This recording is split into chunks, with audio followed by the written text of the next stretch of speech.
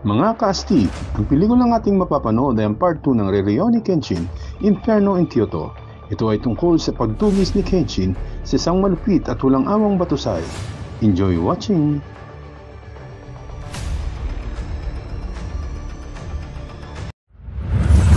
Nagsisimula ang pelikula sa pamamagitan ng pagpapakita ng isang eksena noong 1878, sa isang minahan kung saan ang isang Japanese police commander na nagngangalang Saito Hajime, at ang kanyang mga tropa ay nagsasagawa ng operasyon ng pag-aresto laban sa mga rebeldeng grupo ng gobyerno. Sa operasyon, noong gabing iyon, ilang miyembro ng police force ang biglang inatake ng samurai mula sa rebeldeng grupo. Nang subukan ni Saito na imbestigahan pa ang pag-atake, nakilala niya si Makoto Shishio, isang batisay na namumuno sa isang rebeldeng grupo. Si Makoto Shishio ay isang batusay na dating sumusuporta sa partidong Shogun bago pa mabagsak ang pamahalaang Shogun at nakamit ang revolusyonaryong panahon ng kapayapaan. Sa makatuwid, inalok ni Makoto si Saito na sumali sa kanyang grupo, kung saan ang pulis ng Hapon ay sumuporta din sa partido ng Shogun bago ang kasalukuyang panahon. Gayunpaman, tinanggihan ni Saito ang imbitasyon dahil mas gusto niya ang neutral at inuuna niya ang pagtataguyod ng hustisya. Nang marinig ang kanyang pagtanggi, inutusan ni Makoto ang kanyang mga tauhan na salakayin si Saito bago sila tuluyang umalis sa lugar. Lumipat ang eksena sa Kamiya Dojo ni Kaoru, na ngayon ay maraming estudyante, lalo na ang mga estudyanteng gustong matuto ng mga teknik sa espada para maging samurai. Marami sa mga estudyanteng ito ang gustong matuto ng mga teknik sa espada mula kay Kenshin. Si Kenshin ay isang dating maalamat na batusay noong unang bahagi ng revolusyonaryong panahon.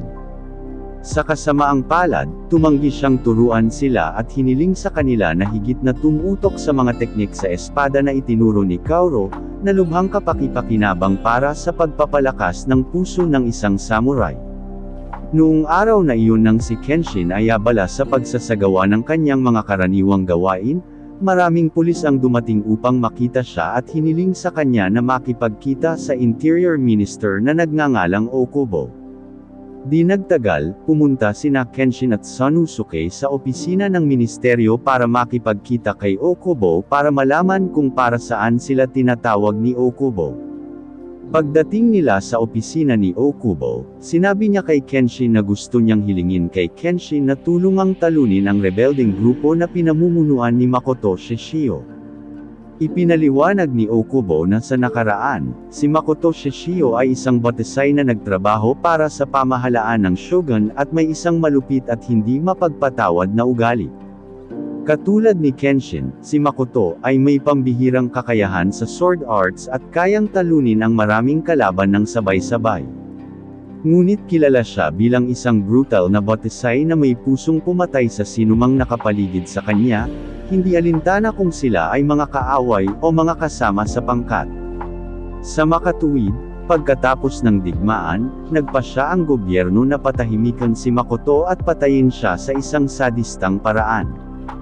Ang gobyerno ay nagpadala ng ilan sa mga pinakamahusay na samurai na lalaki upang patayin siya at pagkatapos ay walang awa na sinunog siyang buhay.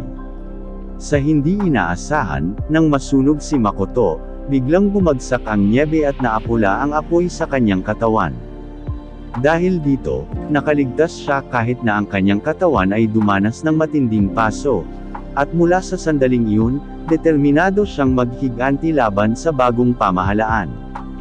Sa makatuwid, hiniling ni Okubo ang tulong ni Kenshin na pigilan ang hukbo ni Makoto at kanyang tagasunod sa Kyoto bago silang lahat lumikha ng malaking kaguluhan at sirain ang isang bagong panahon ng kapayapaan. Alam ni Okubo na nanumpa si Kenshin na hindi papatayin ang sinuman, kaya binigyan niya ng 1 linggo si Kenshin upang isaalang-alang ang kanilang pakiusap. Matapos bumalik sina Kenshin at Sanosuke sa dojo ni Kaoru, sinabi Kenshin kay Kaoru ang tungkol sa gawaing ibinigay ni Okubo sa kanya. Nang marinig ito, hiniling ni Kaoru at ng iba sa kanya na tanggihan ang kahilingan dahil masyadong delikado ang gawain. Isa pa, ayaw ni Kaoru na tanggapin ni Kenshin ang assignment dahil natatakot siyang maging batusay ulit si Kenshin. Makalipas ang isang linggo, naglalakbay si Okubo sa opisina ng ministeryo gamit ang kanyang karwahe na hinihila ng kabayo. Bigla siyang inatake at pinatay ng tagasunod ni Makoto na si Sojiro Seta bilang bahagi ng plano ni Makoto na pabagsakin ang kasalukuyang pamahalaan. Ang balita tungkol sa pagkamatay ni Okubo ay nakarating sa opisina ng ministeryo. Kaya sinabihan ulit ng bodyguard ni Okubo si Kenshin na pumunta sa Kyoto at pigilan ang paggalaw ni Makoto. Habang dinadala si Kenshin sa harap ng 12-dosenang mga pulis na brutal na pinatay ng mga tropa ni Makoto, ipinaliwanag nila na nawawalan ng kontrol si Makoto. Si Saito, na nagkataong naroon, ay pinayuhan si Kenshin na pumunta sa Kyoto at hanapin ang mga tropa ni Makoto. Pagkatapos niyang bumalik sa dojo, sinabi ni Kenshin, na nagpas siyang tanggapin ang pakiusap ni Okubo, kay Kaoru na pupunta siya sa Kyoto. Nang marinig ang kanyang desisyon, nananahimik na lamang si Kaoru nang hindi siya mapigilan kahit na talagang natatakot siyang bumalik si Kenshin sa pagiging batusay muli. Gayunpaman, napagtanto ni Kenshin na ang gawaing ito ay masyadong mapanganib at maaari siyang mapatay sa misyong ito, kaya nagpaalam siya kay Kaoru at nagpasalamat sa lahat ng nagawa nito para sa kanya. Nang dumating si Kaoru sa dojo ni Kamiya, sinabi niya sa lahat na nagpasya si Kenshin na pumunta sa Kyoto. Nang marinig ito, labis na nalungkot si Sanosuke dahil nag-iisa si Kenshin at hindi siya pinayagang tumulong sa misyon. Dahil sa inis kay Kenshin, na iniwan siya, lumabas si Sanosuke sa dojo para ilabas ang kanyang galit. Sa oras na iyon, nakilala niya ang isang samurai na nagtanong tungkol sa kinaroroonan ni Batusai sa lugar na iyon. Nang mapagtantong si Kenshin ang hinahanap ng lalaki, pinalayas ni Sanosuke ang lalaki at sinabing walang Batusai sa lugar na iyon. Gayunpaman, iginiit ng samurai na hanapin ang Batusai, kaya sinubukan niyang atakihin si Sanosuke ng ilang beses para sabihin kay Sanosuke ang tungkol sa kinaroroonan ni Kenshin. Sa kasamaang palad, muntik nang mamatay si Sanosuke mula sa pag-atake ng samurai, ngunit biglang, pinahinto ni Megumi ang samurai upang makaligtas si Sanosuke. Noong gabing iyon nang umiinom si Kenshin ng tubig sa ilog, isang hindi kilalang babae ang biglang sumulpot at ninakaw ang kanyang espada. Sa kabutihang palad, nahuli niya siya sa isang nayon at nabawi ang kanyang espada mula sa kanyang kamay. Ang kanyang pangalan ay Misao. Nais pa niyang kunin muli ang espada, kaya nagkaroon ng konting away sa pagitan nila. Habang nag-aaway, biglang lumapit sa kanila ang isang batang lalaki at humingi ng tulong upang mailigtas ang kanyang kuya na malubhang nasugatan. Dahil doon, tinutulungan nila ang nakatatandang kapatid ng batang iyon, na isang police officer in disguise pala. Kinabukasan, pumunta sina Kenshin at Misao sa nayon kung saan nakatira ang bata at nalaman nila na ang nayon ay pinagsisira at sinunog. Nang malaman ng batang lalaki na ang kanyang mga magulang ay brutal na pinatay at binigti sa isang puno, siya ay umiiyak na lamang habang tinatawag ang kanyang mga magulang. Hindi nagtagal, bumalik sa nayon ang mga tauhan ni Makoto at nilayo nilang patayin si Kenshin, na nag-iisa noon. Bilang resulta, wala siyang ibang pagpipilian kundi ang labanan ang lahat ng tropa ni Makoto sa pagpinsala upang protektahan ang mga nabubuhay na taga-nayon. Gaya ng dati, madaling natalo ni Kenshin ang bawat kalaban, kahit na sabay-sabay itong umatake sa kanya. Matapos ang mahabang laban, natalo ni Kenshin ang lahat ng miyembro ng tropa ni Makoto nang walang pinsala. Ilang sandali matapos ang laban, nilapitan ni Sojiro si Kenshin at hiniling na sumunod. Para makilala niya si Makoto. Sa pagdating ni Kenshin sa lugar ni Makoto, hiniling ni Kenshin kay Makoto na lumaban, ngunit tumanggi siya pagkatapos niyang makita ang espada ni Kenshin, na baligtad ang talim. Pagkatapos ay inutusan ni Makoto si Sojiro na kumatawan sa kanya upang labanan si Kenshin upang malaman niya kung gaano kahusay ang kasalukuyang kakayahan ni Kenshin. Ang isang maikling labanan sa pagitan nina Kenshin at Sojiro ay nagsimula kung saan pareho nagmukhang superior at may napakabilis na paggalaw. Ngunit sa hindi inaasahang pagkakataon, pagkatapos ng napakatindi at epikong laban, nagawa ni Sojiro na manalo sa laban at nagawa niyang mabali ang espada ni Kenshin. Mula sa laban na iyon, napagtanto ni Kenshin na ang lakas at kakayahan ni Makoto ay nakahihigit pa rin kumpara sa kanya. Pagkatapos ng laban, bumalik si Kenshin sa nayon upang puntahan si Misao at ang batang tinulungan nila. Ngunit pagdating doon ni Kenshin, nalaman niyang binubugbog ng mga taong bayan ang mga tauhan ni Makoto, na natalo niya. Sinabihan pa nila ang batang lalaki na dati nang humingi ng tulong kay Kenshin upang patayin ang mga tropa ni Makoto bilang paghihiganti sa pagkamatay ng kanyang mga magulang. Nang papatayin na ng batang lalaki ang isang miyembro ng hukbo ni Makoto, pinigilan siya ni Kenshin at pinapayuhan siya na huwag maging isang mamamatay tao. Samantala, sa punong tanggapan ni Makoto sa Kyoto, isa sa mga tauhan ni Makoto na nagngangalang Hoji ay natapos na ang paghahanda ng mga kagamitan at armas na kanilang gagamitin sa malaking labanan mamaya. Bukod sa paghahanda ng sapat na armas, inutusan din ni Makoto si Sojiro na maghanda ng isang sinanay na tropang samurai na tinatawag na Troop of 10 Swords. Sa kabilang banda, si Sanosuke, na hindi pa rin ganap na gumaling sa kanyang mga sugat mula sa pakikipaglaban sa isang samurai, ay nagnanais na sundan si Kenshin hanggang Kyoto. Sa pakiramdam na hindi nila mapipigilan si Sanosuke, binigyan siya ni Megumi ng ilang gamot na magagamit nila ni Kenshin mamaya. Ngunit sa halip, ibinigay niya ang resete ng gamot kay Kaoru at sinabing ang taong kailangang magpagaling sa sugat ni Kenshin ay si Kaoru. Matapos ang mahabang paglalakbay, sa wakas ay nakarating si Kenshin sa Kyoto at hindi sinasadyang nakita muli si Misao. Pagkatapos ay inanyayahan ni Misao itong manatili sa isang inn na pinamamahalaan ng kanyang kamag-anak, si Okina.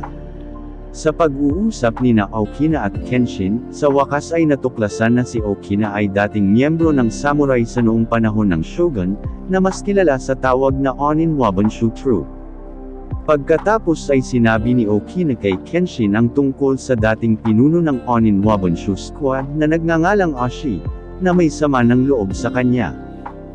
Noong nakaraan, pagkatapos ibagsak ang pamahalaang Shogun at mapalitan ng bagong imperial na pamahalaan, lahat ng miyembro ng squad ay pinatay ng gobyerno. Iniisip ni Oshi na ang nangyari sa kanyang mga tropa ay dulot ni Kenshin dahil si Kenshin ay lumikha ng isang bagong panahon sa bansa at ginawa ang bagong pamahalaan at namasaker ang kanyang mga tropa ng di makatwiran.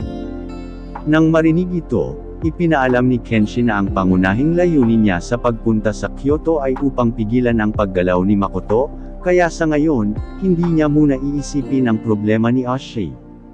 Pagkatapos ay humingi siya ng tulong kay Okina upang mahanap ang kinaroroonan ng isang lalaking nagngangalang Arai Shako, na minsan ay nagbigay sa kanya ng isang baligtad na talim.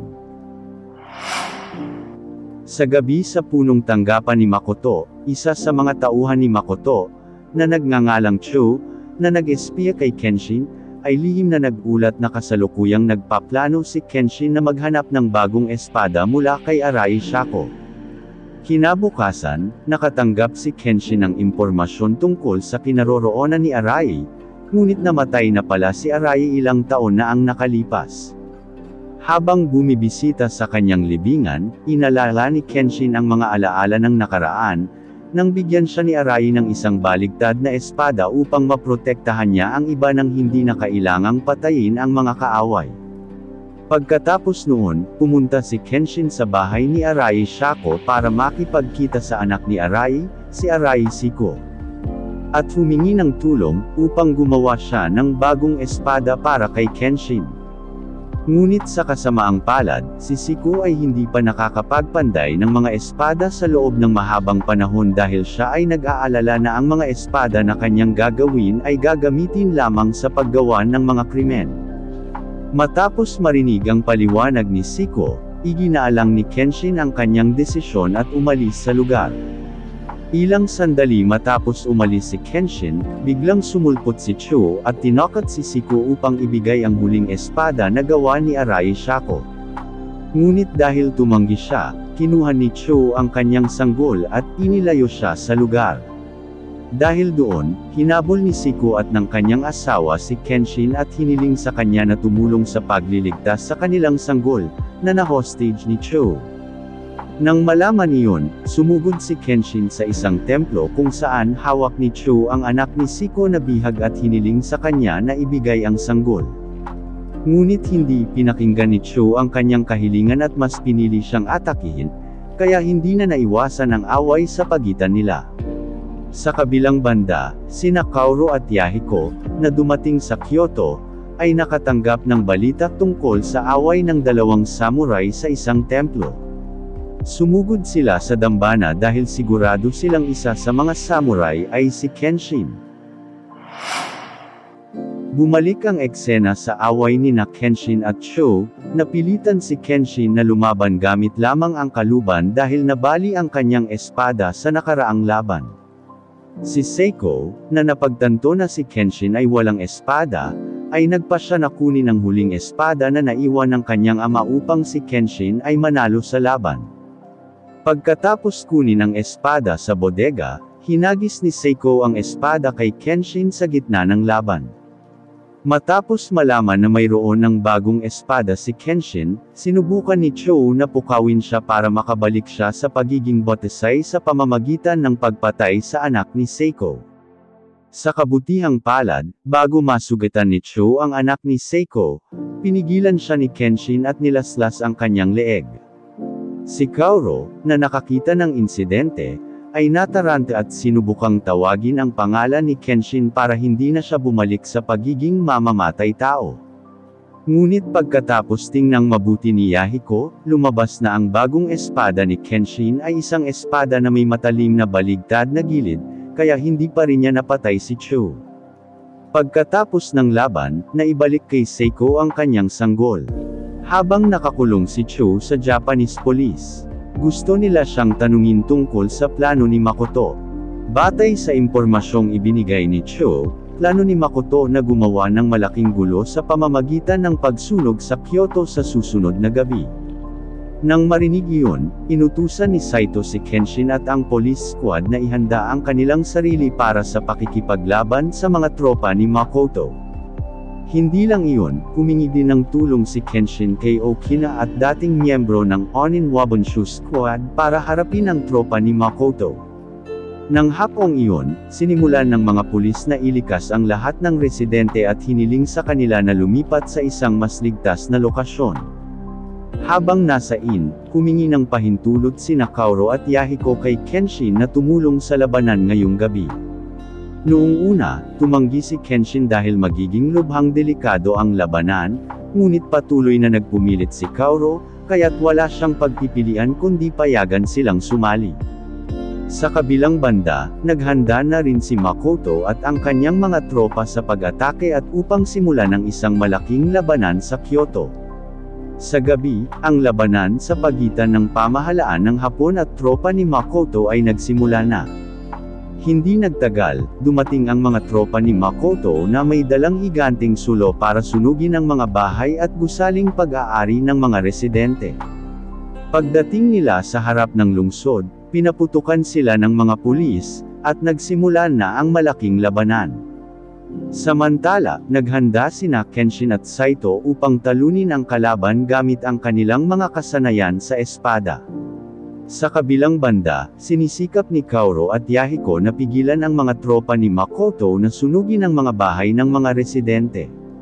Kasabay nito, si Sanosuke ay nagsimulang makipaglaban sa mga kaaway sa kabilang panig ng lungsod. Samantala, si Okina, na nasa inn, ay kailangang harapin si Ashi, na naghahanap ng kinaroroonan ni Kenshin upang maghiganti.